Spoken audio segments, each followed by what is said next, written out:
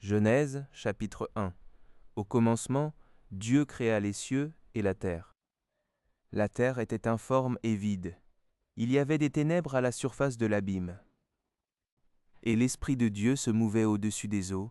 Dieu dit, « Que la lumière soit. » Et la lumière fut. Dieu vit que la lumière était bonne. Et Dieu sépara la lumière d'avec les ténèbres. Dieu appela la lumière jour, et il appela les ténèbres nuit. Ainsi, il y eut un soir et il y eut un matin. Ce fut le premier jour. Dieu dit, qu'il y ait une étendue entre les eaux, et qu'elle sépare les eaux d'avec les eaux. Et Dieu fit l'étendue, et il sépara les eaux qui sont au-dessous de l'étendue d'avec les eaux qui sont au-dessus de l'étendue. Et cela fut ainsi. Dieu appela l'étendue ciel. Ainsi, il y eut un soir, et il y eut un matin. Ce fut le second jour. Dieu dit, que les eaux qui sont au-dessous du ciel se rassemblent en un seul lieu, et que le sec paraisse. Et cela fut ainsi. Dieu appela le sec terre, et il appela l'amas des eaux mers. Dieu vit que cela était bon. Puis Dieu dit, que la terre produise de la verdure, de l'herbe portant de la semence, des arbres fruitiers donnant du fruit selon leur espèce et ayant en eux leur semence sur la terre. Et cela fut ainsi. La terre produisit de la verdure, de l'herbe portant de la semence selon son espèce, et des arbres donnant du fruit et ayant en eux leur semence selon leur espèce. Dieu vit que cela était bon. Ainsi, il y eut un soir, et il y eut un matin. Ce fut le troisième jour. Dieu dit, qu'il y ait des luminaires dans l'étendue du ciel, pour séparer le jour d'avec la nuit, que ce soit des signes pour marquer les époques, les jours et les années, et qu'ils servent de luminaires dans l'étendue du ciel pour éclairer la terre. Et cela fut ainsi. Dieu fit les deux grands luminaires, le plus grand luminaire pour présider au jour, et le plus petit luminaire pour présider à la nuit. Il fit aussi les étoiles.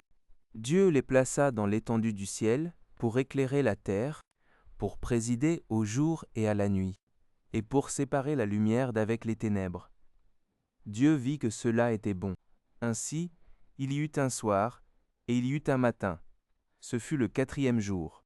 Dieu dit, que les eaux produisent en abondance des animaux vivants, et que des oiseaux volent sur la terre vers l'étendue du ciel.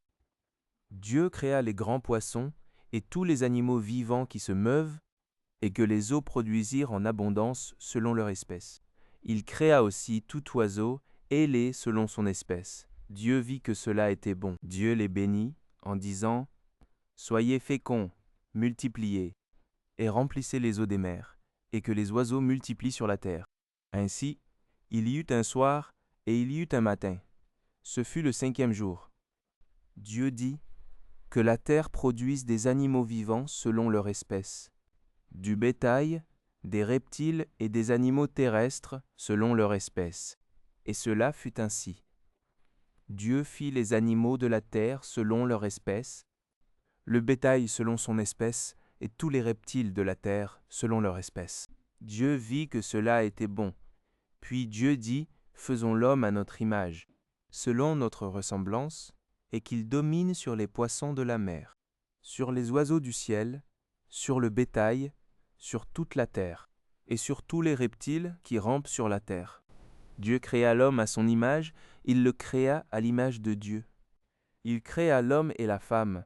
Dieu les bénit, et Dieu leur dit, « Soyez féconds, multipliez, remplissez la terre et l'assujettissez, et dominez sur les poissons de la mer, sur les oiseaux du ciel, et sur tout animal qui se meut sur la terre. » Et Dieu dit, « Voici, je vous donne toute herbe portant de la semence et qui est à la surface de toute la terre, et tout arbre ayant en lui du fruit d'arbre et portant de la semence.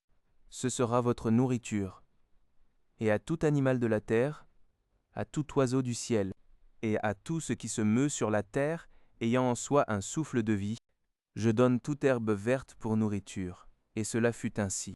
Dieu vit tout ce qu'il avait fait, et voici, cela était très bon. Ainsi, il y eut un soir, et il y eut un matin. Ce fut le sixième jour.